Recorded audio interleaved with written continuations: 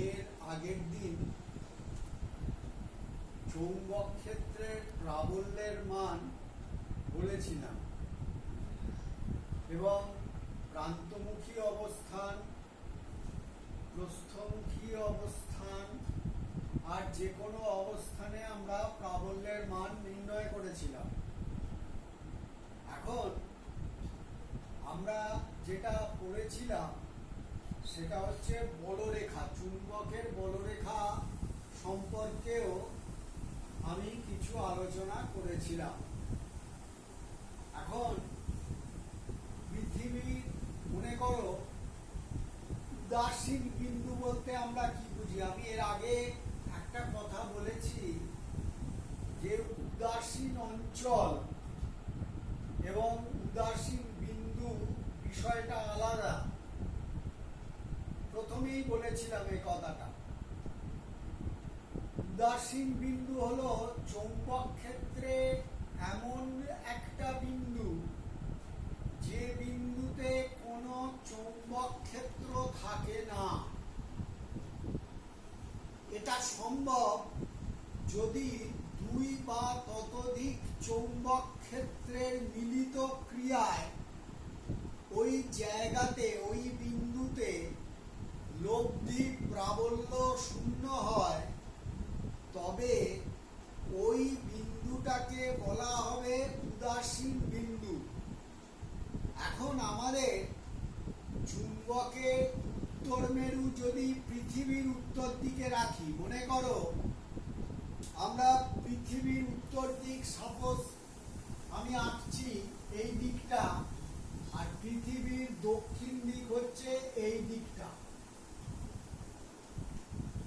অর্থাৎ আমার ডান দিকটা হচ্ছে পৃথিবীর উত্তর দিক আর বাঁ দিকটা হচ্ছে পৃথিবীর দক্ষিণ দিক। তোমরা নিশ্চিত জানো যে পৃথিবীর যেটা ভৌগোলিক উত্তর, সেই উত্তর দিকে পৃথিবীকে চুম্বক হিসেবে কল্পনা করলে বা ভাবলে নিশ্চয়ই পৃথিবী একটা চুম্বকের মতো আচরণ করে। এবং পৃথিবীর চুম্বকে, ধরো আমি যদি এটা পৃথিবী এরকম ধরি, এটা যদি ভৌগোলিক উত্তর হয়, এই দিকটা ভৌগোলিক দক্ষিণ,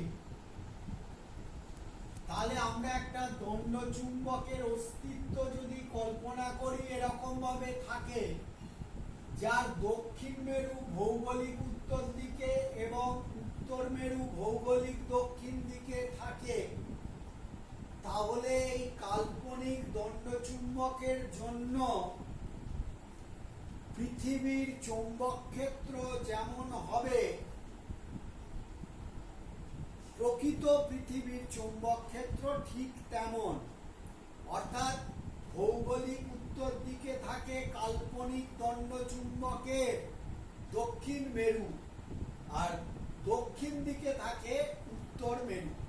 এইটা তোমাদের মনে রাখতে হবে। আর চুম্বকের বলরেখার একটা ধর্ম হলো, বলরেখা উত্তর মেরু থেকে নির্গত হয়ে দক্ষিণ মেরুতে এসে মিলিত হয়। এখন আমি যদি একটা এরকম দণ্ড চুম্বককে, উত্তর মেরুটাকে ভৌগোলিক উত্তর দিকে আর দক্ষিণ মেরুকে ভৌগোলিক দক্ষিণ দিকে রাখি, তাহলে দেখো তোমরা, না আমরা এইভাবে এই যে তীর চিহ্নের দিকে আমরা এরকম বলরেখা, দণ্ড চুম্বকটার জন্য যে বলরেখা, সেই বলরেখাটা অঙ্কন করতে পারবো। আর পৃথিবীর ভৌগোলিক দক্ষিণ দিকে কে আছে? না, ভৌগোলিক দক্ষিণ দিকে কাল্পনিক দণ্ড চুম্বকের উত্তর মেরু। আর পৃথিবীর যে চৌম্বক ক্ষেত্র, এই চৌম্বক ক্ষেত্র একটা ক্ষুদ্র জায়গার মধ্যে মোটামুটি সুষম। পৃথিবীর চৌম্বক ক্ষেত্র একটা ক্ষুদ্র পরিসরে বা ক্ষুদ্র এলাকার মধ্যে মোটামুটি সুষম, ফলে বলরেখাগুলি সমান্তরাল। এখন আমরা পৃথিবীর চুম্বক ক্ষেত্রের বলরেখা দক্ষিণ মেরু থেকে উত্তর মেরুর দিকে অর্থাৎ ভৌগোলিক দক্ষিণ থেকে ভৌগোলিক উত্তর দিকে যাচ্ছে। আমরা কি দেখতে পাচ্ছি? এই দণ্ড চুম্বকটার ঠিক তোমার লম্ব সমদ্বিখণ্ডকের ওপর দুটো আমি যে বিন্দু, এই যে কাটা দাগ দিলাম, এই বিন্দুগুলোতে পৃথিবীর চৌম্বক ক্ষেত্রের বলরেখা এবং দণ্ড চুম্বকের বলরেখা পরস্পরের সমান এবং সমান্তরাল, পরস্পর বিপরীত দিকে যাচ্ছে।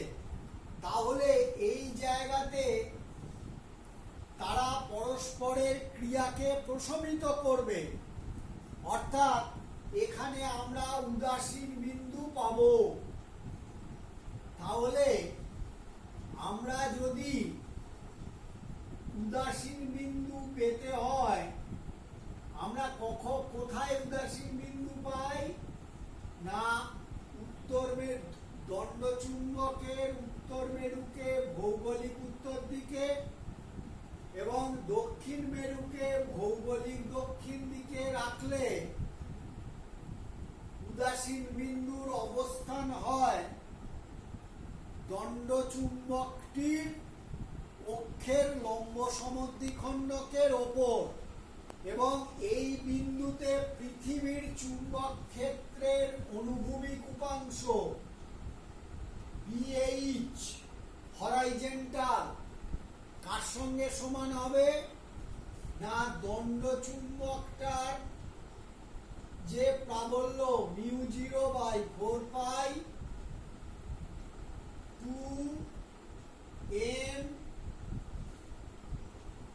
2m r by r square minus l square whole square. কারণ এই উদাসীন বিন্দুতে দণ্ড চুম্বকটার প্রাবল্য এর আগের দিন পড়িয়েছি, প্রান্ত এটা হচ্ছে, ভুল করলাম, 2m নয়, m by r square plus l square whole to the power 3/2 প্রস্থমুখী অবস্থান। এই প্রস্থমুখী অবস্থানে প্রাবল্যটা কত হয়? μ0/4π capital M by r square plus l square whole to the power 3/2। এটার সঙ্গে কে সমান হবে? না, পৃথিবীর চুম্বক ক্ষেত্রের অনুভূমিক উপাংশ। এইটা হবে উদাসীন বিন্দুর শর্ত। এখান থেকে প্রশ্ন আসতে পারে যে যদি দণ্ড চুম্বকের দক্ষিণ মেরুকে ভৌগোলিক দক্ষিণ দিকে এবং উত্তর মেরুকে ভৌগোলিক উত্তর দিকে রাখা হয়, তাহলে উদাসীন বিন্দু প্রস্থমুখী অবস্থানে কেন পাওয়া যায় এবং তার শর্তটি কি? এটা যেমন প্রশ্ন হিসেবে আসতে পারে, তেমনি এখান থেকে অঙ্ক থাকবে।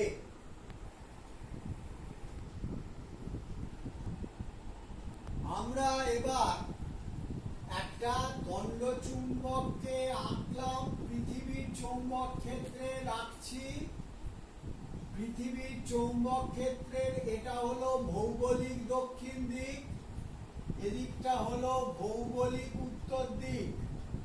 প্রথমে পৃথিবীর দক্ষিণ দণ্ড চুম্বকের দক্ষিণ মেরুকে ভৌগোলিক উত্তর দিক এবং উত্তর মেরুকে ভৌগোলিক দক্ষিণ দিকে করে রাখলাম।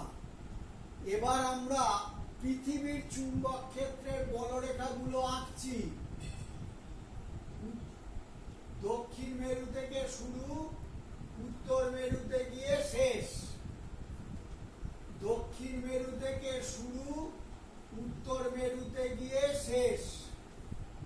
নিশ্চয়ই হবে সমান্তরাল, কারণ দিলাম। এবার পৃথিবীর চুম্বক ক্ষেত্রের বলরেখা উত্তর মেরু থেকে শুরু হয়ে দক্ষিণ মেরুতে শেষ। উত্তর মেরু থেকে শুরু, দক্ষিণ মেরুতে এসে শেষ।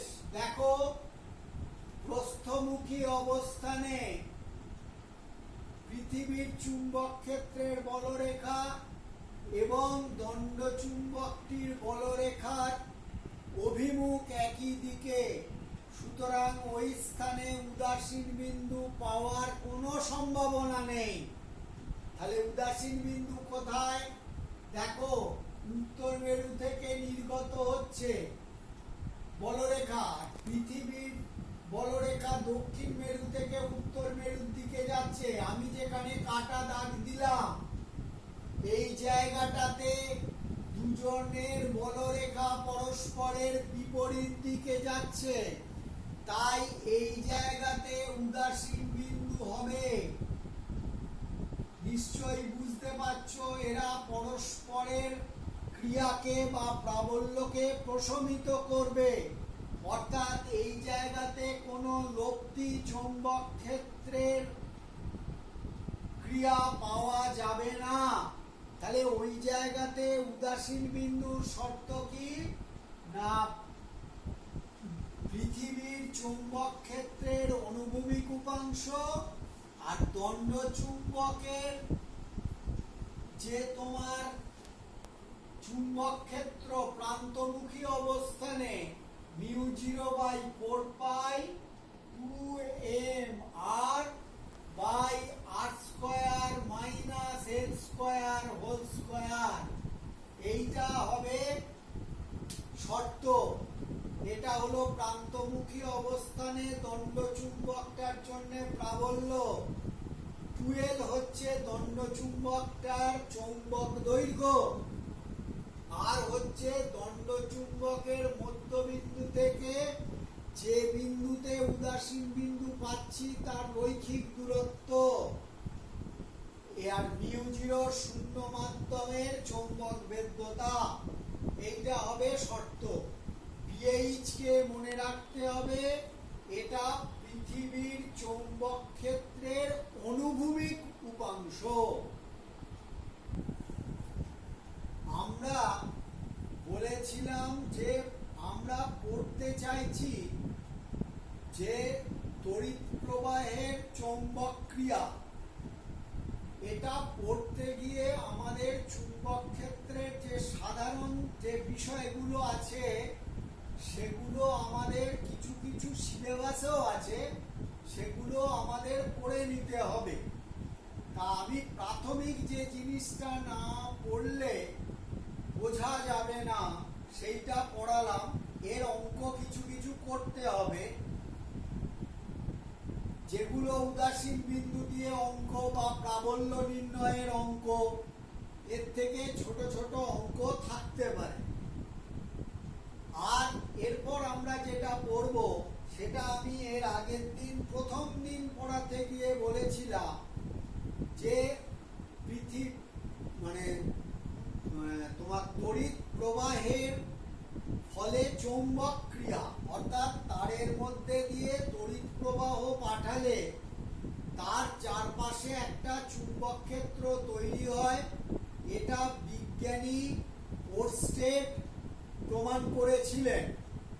চুম্বক ক্ষেত্রে চুম্বক শলাকার বিক্ষেপ কেমন হবে সেটা আমরা দুটো সূত্র দিয়ে জানতে পারি। একটা সূত্র হলো ওরস্টেডের ডান হস্ত নিয়ম। সেটা কি না, যদি মনে করো আমার এইটা পেনটাকে আমি যদি চুম্বক শলাকা ধরি,